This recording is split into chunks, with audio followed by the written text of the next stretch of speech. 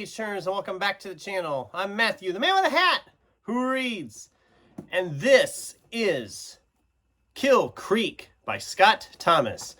And yes, it's got that nice creepy looking cover, but it is a horror movie about a haunted house, so it should have a creepy cover. So I was going to save this for October of Horror, but I had a huge amount of books already picked out for October of Horror, and since I didn't get to it last year in October of Horror, I decided to just go ahead, bite the bullet, and read it now and get it done with. I really liked this thing. This was creepy in all the best ways.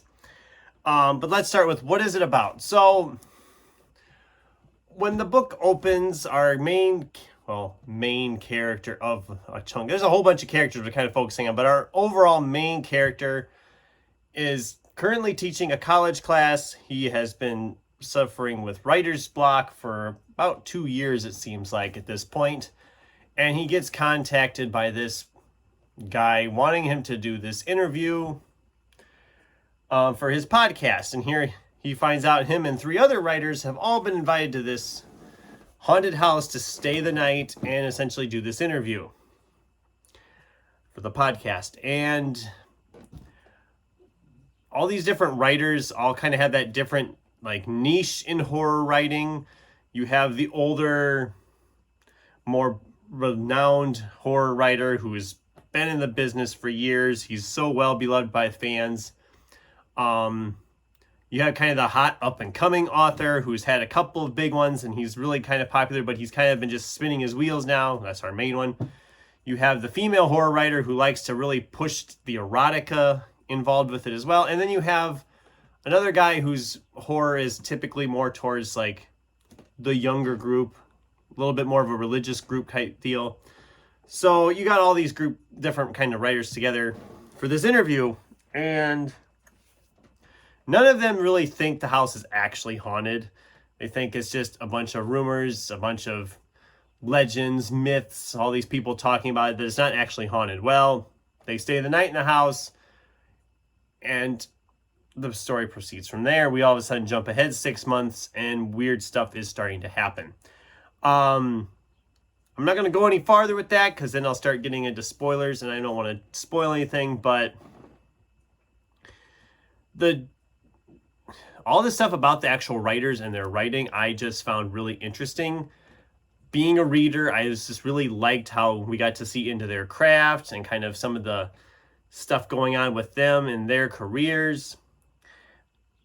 I liked the actual interview in the haunted house. But once it jumps ahead 6 months and this other weird stuff starts happening, I was just there for it. I think I like sprinted that last 150 pages of this book. It just flew by at that point, because what they're dealing with and what's happening to them, it just gets really creepy, really fast. And I'm not going to go into spoilers, but the last 50 pages or so, it gets a little brutal, actually.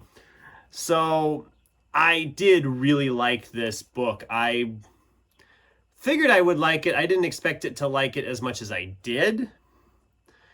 I mean, it says right here in one of the blurbs about it goes to dark places. It does go to some very dark places.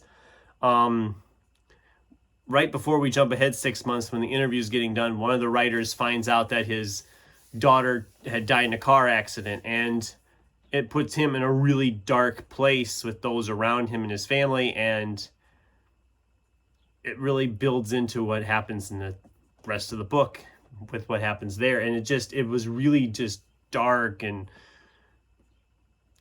almost just unsettling at times, especially towards the end. Highly recommend this for my horror fans.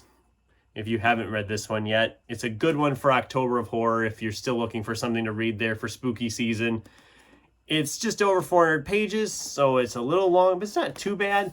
Try to find an edition that doesn't have this going on the ends, though, because it's really annoying trying to find your page when none of the pages are the same. I hated this. Look at this. It's like the deckled edges, I guess. Is that what they call them? What do they call those ones? Like the rough edges. I mean, the top and the bottom isn't, but that side just annoys the heck out of me. but that's just me. That's just me nitpicking. I really enjoyed this. It was a 5-star read for me. It's kind of helped me along because August so far in reading has been a little bit of a...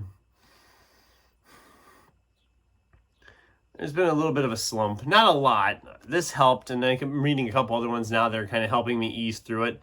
The main cause of the slump is Don Quixote. I'm struggling, but it's not too bad. I'm going to get it finished by the end of the month yet. I'm just kind of crawling along on it. It helps that I'm only crawling along a little bit by bit. If I was trying to focus all my attentions on it, I would be in a full-on reading slump. So just reading it little bit by bit is actually helpful because I get done with what I need to read for the day and then I can move on to something else. And Unlikely Escape of Uriah Heep. I've been working on that one here for almost a week, just over a week now, and I'm really struggling with that one too. But maybe if I just start focusing on, maybe it'll kick into gear yet. But anyway, that's what I've been reading and what my thoughts on Kill Creek have been. I'd love to hear from you in the comments down below. Does this sound like a book you would enjoy? Have you already read this book? I'd love to hear from you, like I said, in the comments down below. Thanks for watching, and until next time, keep turning pages.